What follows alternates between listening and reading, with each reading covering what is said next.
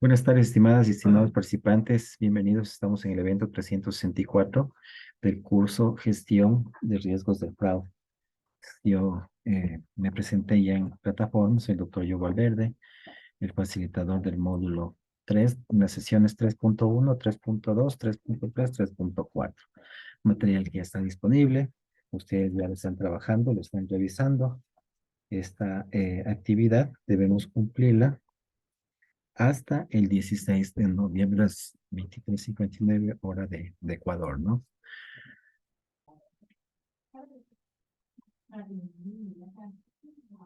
Hola, ¿me escuchan? Ahora sí la escuchamos, Algo, Mauricio. algo se ocurrió, pero vamos a continuar. Entonces, les indicaba que esta actividad está del módulo 3 habilitada entre el 2 y el 16 de noviembre, ¿no? Entonces, les invito a que trabajen con sus equipos. Los equipos ya deben estar estructurados dentro del material. Y dentro de la plataforma tenían que haber remitido, nombrar un líder de grupo, así como lo han hecho las otras actividades, ¿no? Solo voy a tener 30 minutos por tema de limitación de tiempos para revisar muy superficialmente el material que ustedes tienen y las actividades, de ser el caso, vamos a ampliar lo que corresponde, ¿no? Riesgos de fraude, ¿no es cierto? Ese es un sistema que ustedes ya lo estudiaron dentro de las fases de la integración del control interno con referencia al tema de fraude. Este proceso dentro de las instituciones del Estado identificarán, medirán, controlarán, mitigarán y deberán monitorear los riesgos inherentes a las que están expuestos cada una de las entidades en el manejo del recurso del Estado, ¿no? Recurso público. Dentro de la administración pública, los procesos de mayor demanda y que existen reportes dentro de este proceso está el tema de la contratación pública. En ciertas entidades, el porcentaje de su presupuesto es un 70% el destinado al tema de la contratación pública, ¿no? Y ahí tenemos adquisición de bienes, servicios, consultorías, la unidad de talento humano, cuando existen instituciones donde demanden este grupo o este rubro importante de recursos que solo se destinan al tema de talento humano, ¿no? Y también se revisó en la sesión 3.1, ¿no? Algunos detonantes que se presentan dentro del proceso de análisis de la corrupción, como por ejemplo el clientelismo, el padrinazgo, el amiguismo, el inversionista de campaña, la compra de cargos públicos, ¿no? Que esto da lugar a la asociación criminal de cometer delitos contra la eficiencia de la administración pública, ¿no? Y hay los que están tipificados dentro del Código Integral Penal, ¿no? Pueden ser peculado, cohecho, confusión, tráfico de influencias, la oferta de realizar este tráfico, enriquecimiento ilícito, y entre otras que existen y están tipificadas dentro de este código, ¿no? Y también existían los conceptos para cada uno en los que se refieren, por ejemplo, el clientelismo, la cadena de lazos entre patrones o jefes dentro de la estructura, eh, los seguidores. Estos lazos se basan en un beneficio mutuo entre el proveer recursos, ¿no? Y los que dependen o son los cómplices a cambio de un apoyo o cooperación. Este patrón tiene un poder desproporcionado que goza de una amplia libertad acerca de cómo distribuir los activos bajo su control. En el tema del padrinazgo, está relacionado con el apoyo o el privilegio ah, que ayuda en una forma financiera a una entidad o a un individuo. En algunos países, este término se utiliza para describir el padrinazgo político como recurso del Estado para compensar personas o apoyo electoral. Aunque este sistema de padrinazgo es legal, el término puede referirse a un tiempo de corrupción o favoritismo en el partido de poder premiar grupos familiares.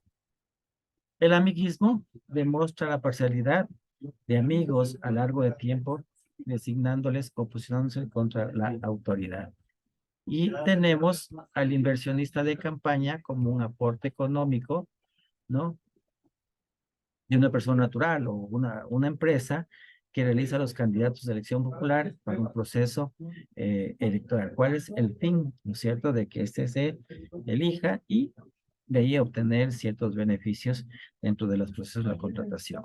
La compra de cargos públicos también es un valor que se destina por un grupo de empresarios, personas naturales, a fin de colocar a este servicio a un servidor de un nivel de jerárquico superior que tome decisiones y así pueda designar o direccionar ciertos procesos dentro de la parte de la contratación.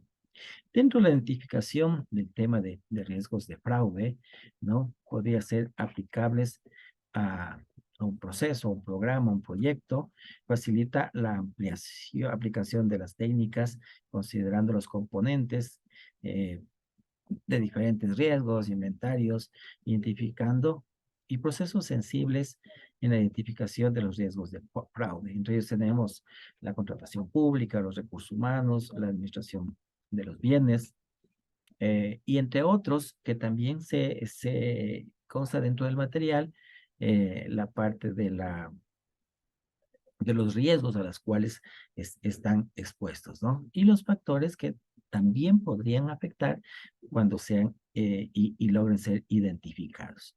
Dentro también de este grupo tenemos los que no movilizan casi recursos como la estructura orgánica, el control interno, la documentación, y la tecnología de la información, claro, siempre tomando las cautelas y precautelas para considerar este tipo de información, ¿no?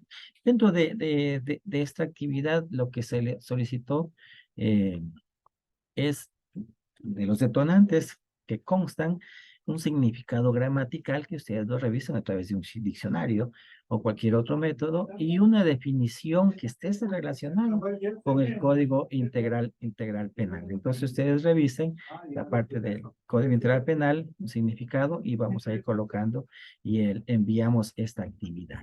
En el otra, en el otra, en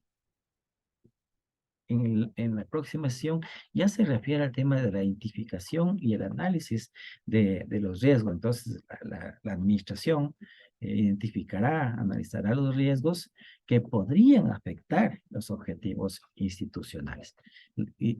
Por supuesto, deberán ejecutar acciones de protección de que estos recursos y generación de información sea oportuna y que sea confiable sobre los factores internos o externos que podrían existirse, ¿no? Dentro de los factores externos están considerados los económicos, los políticos, los tecnológicos, los sociales, legales, ambientales y entre otros que podrían existir. Mientras que los internos incluyen infraestructura, los talentos humanos, el tema de la estructura organizacional y funcional, el cumplimiento de objetivos y la tecnología en base a los procesos y los procedimientos.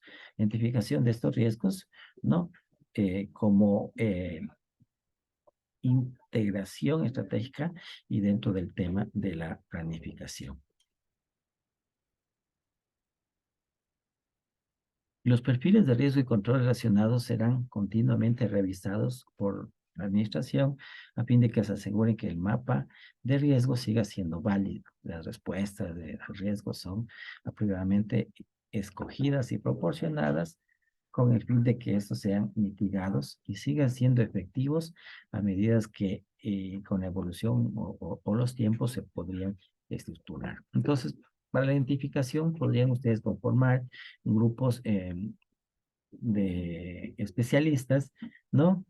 Donde el gestor eh, realice un rol de prevención, lluvias de ideas, programas, análisis temáticos, y mientras que dentro del control podría ser un procedimiento de detección verbal, escrito, documental, y las técnicas que se podrían aplicar, ¿no?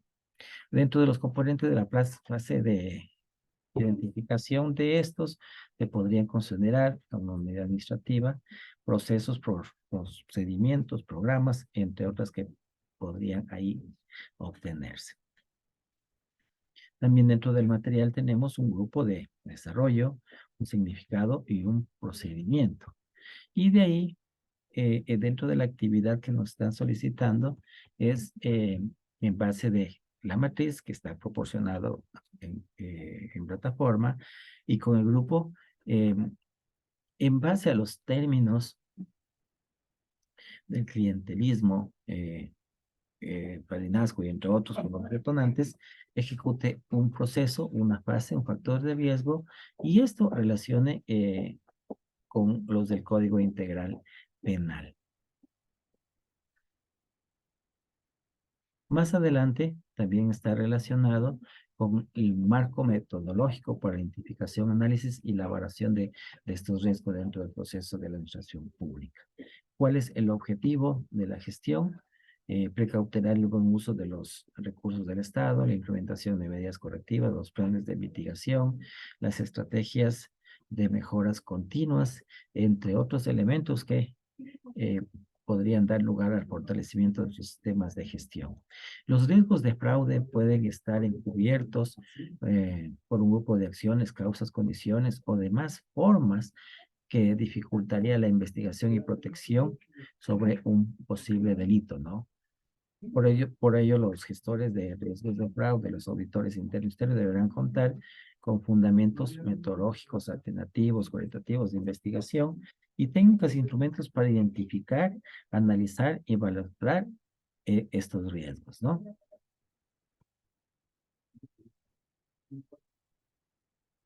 Dentro de la estructura del modelo de esta gestión, COSO se refiere a un modelo de gestión de riesgo de fraude que se origina en la gestión de riesgos corporativos como un proceso continuo y este debería ser ejecutado con una periodicidad por organización pública. En el caso de las instituciones del Estado en Ecuador, están relacionados con el tema de las normas de control interno, ¿no? Entonces, COSO dentro de la parte privada y normas de control interno dentro del sector público en el tema de Ecuador. Y esta gestión deberá ser realizada por un personal de todos los niveles de la organización. No olvides que todos los servidores públicos en Ecuador somos responsables del proceso, procedimiento de identificación, lo que podría afectar esta parte de la estructura del control interno. También hay un material que se refiere a los objetivos de la gestión, ¿no?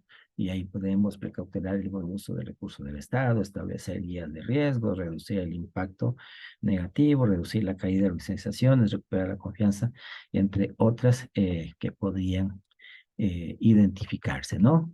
Luego tenemos ya la parte de identificación, el análisis, los factores internos, los factores externos, que consta dentro del material. También tenemos ahí una actividad que hay que identificar, pero igual, con equipo de trabajo, con referencia al caso de estudio del taller de la sesión del módulo 1. ¿Se acuerdan del doctor Santiago Cruz que él nos facilitó esto? Entonces, el caso de estudio que ustedes ya desarrollaron y remitieron, ¿no? De ahí nos vamos a coger para ver qué factores podrían identificarse como un argumento para poder desarrollar, ¿no? Entonces, ¿qué nos está pidiendo esta otra actividad?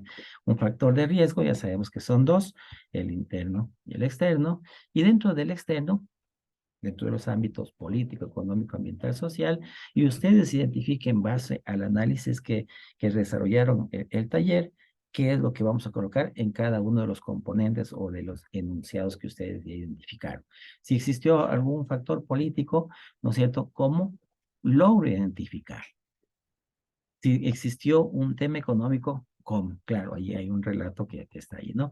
Mientras que del tema interno, dentro del social, del financiero, del administrativo, de infraestructura, cómo no pudieron controlar este sistema o dónde existió las deficiencias del control interno por las cuales no fue factible eh, eh, controlar y frenar este tipo de consideraciones. Claro, se colocó un caso a manera de estudio, ¿no?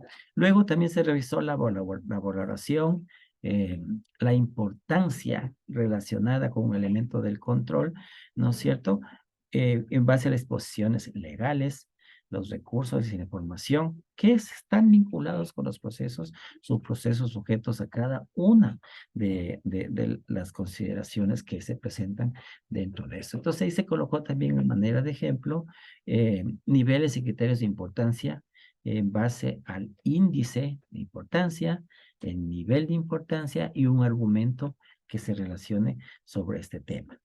Con lo que se refiere a la probabilidad, ¿no?, de elaboración, de acuerdo a la norma de control interno, la administración deberá valorar los riesgos a partir de dos perspectivas, la probabilidad y el impacto, siendo la probabilidad una posibilidad de que ocurra, mientras que el impacto, ¿no?, el efecto frente a lo que podría ocurrirse, ¿no? Y se determina considerando las técnicas de evaluación y datos que podrían verse dentro del proceso de un supuesto pasado, ¿no es cierto?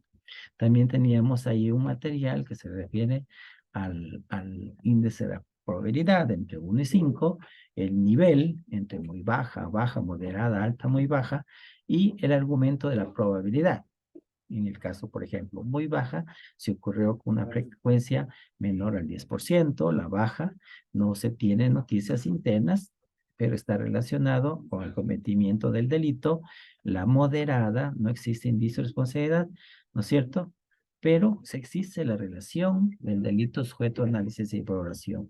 La alta, eh, con una frecuencia entre 10% mayor o igual al 25% total de los registros del periodo, y la muy alta cuando se tienen noticias internas externas en alguna denuncia en años pasados.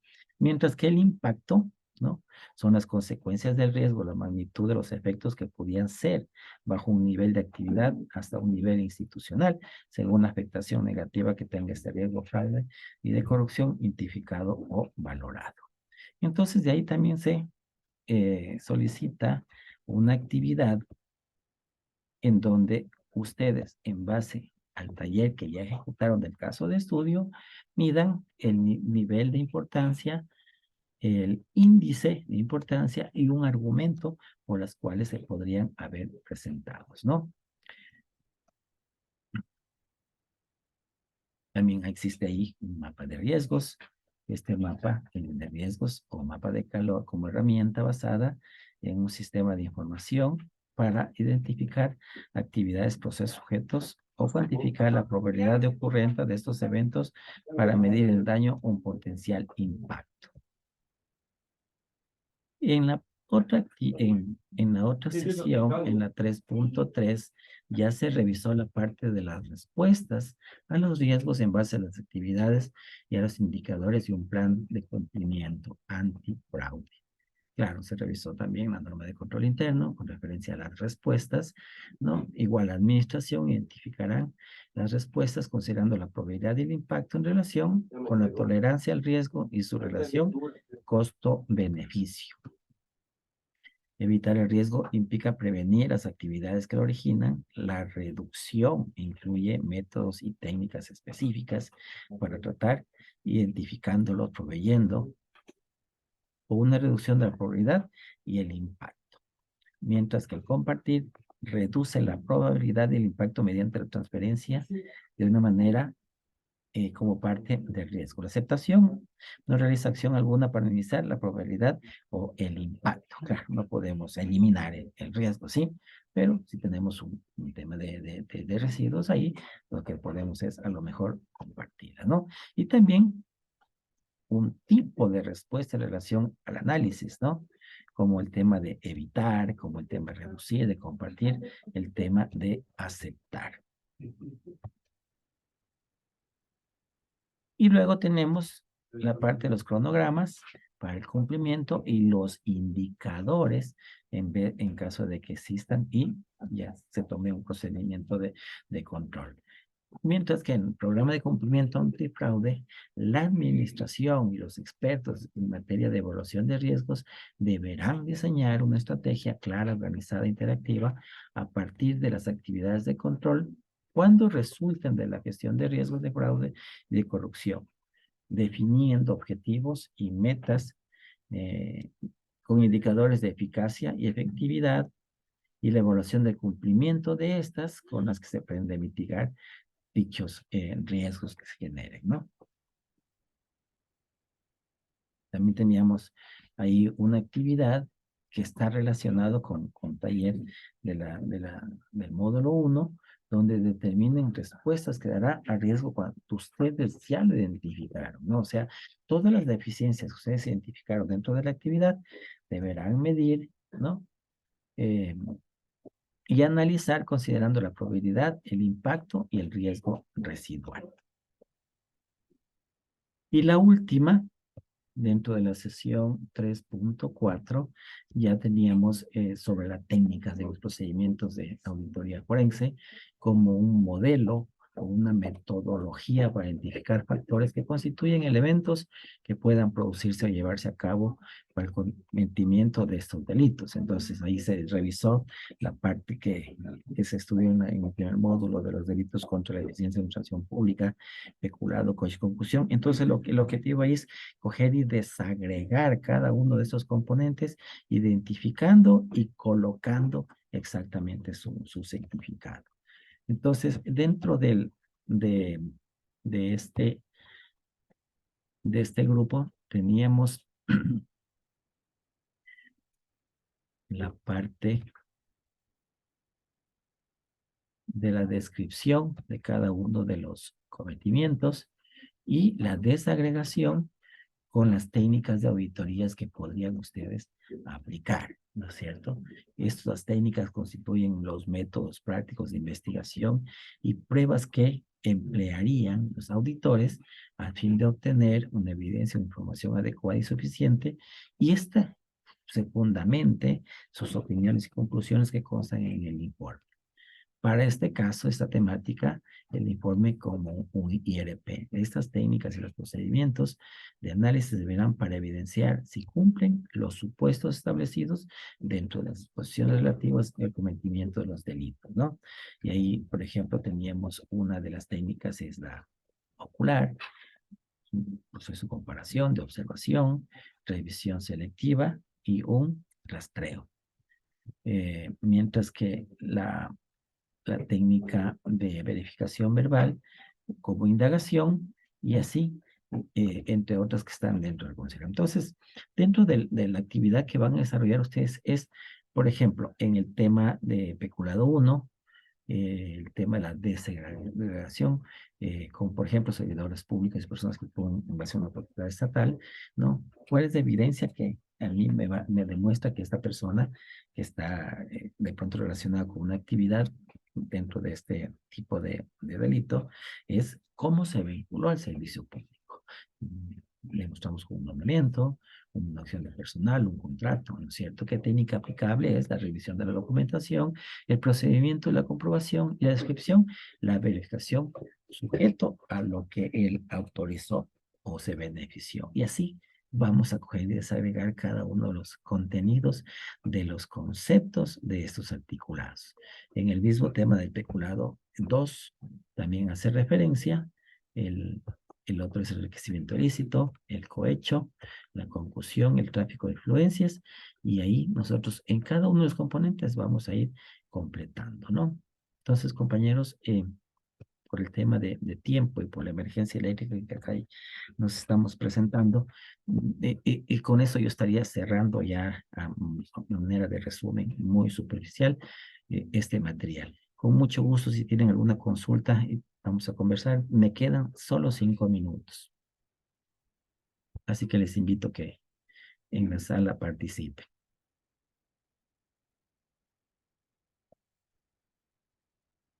Coméntenme cómo están las actividades de ustedes. Enviaron los talleres, ya entiendo que las calificaciones anteriores ya están dentro de la plataforma y estamos ya cerrando con este módulo. Grace, ¿usted tiene alguna consulta? Buenas tardes, muchas gracias. No, de momento ninguno. Todo muy claro, gracias. Excelente. ¿Algún compañero o compañera que tenga alguna consulta? No tenemos. Entonces, vamos a cerrar esta videoconferencia. Sí, Vero, dígame. Los talleres son obligatorios realizar, sí, en grupo, en equipo de trabajo, debe ingresarse a la actividad en la plataforma, seleccionar un grupo, ¿no? Los grupos parece que son de 5 integrantes, pero si usted no logra contactarse con su grupo, desarrolle la actividad porque la única forma es estar integrado dentro de selección de grupo para que le permita subir a la plataforma. Lo importante es que ahí se identifique quiénes realmente participaron dentro del desarrollo de esa actividad y solo a ellos van a ir la calificación. En el caso de que ustedes sean líderes de grupos y no coloquen quienes participaron dentro del desarrollo de la actividad, yo sobreentiendo de que participaron todos. Por eso es importante, si es que de los 5 participaron 3, coloquen los nombres y apellidos de las 3 personas y las otras 2 personas van con calificación 0, ¿no? Eso, compañeros, yo me despido. Que tengan una bonita tarde. Ha sido un gusto haber participado en este evento. Cualquier cosa, escríbanme a través de la mensajería interna, que estamos igual respondiendo en cada momento que se estén presentando. Una bonita tarde, que les vaya súper bien en sus actividades personales y profesionales. Hasta luego. Muchas gracias, hasta luego. Buenas tardes. Hasta luego. Gracias, Mauricio. Gracias, hasta luego. Hasta luego, un gusto.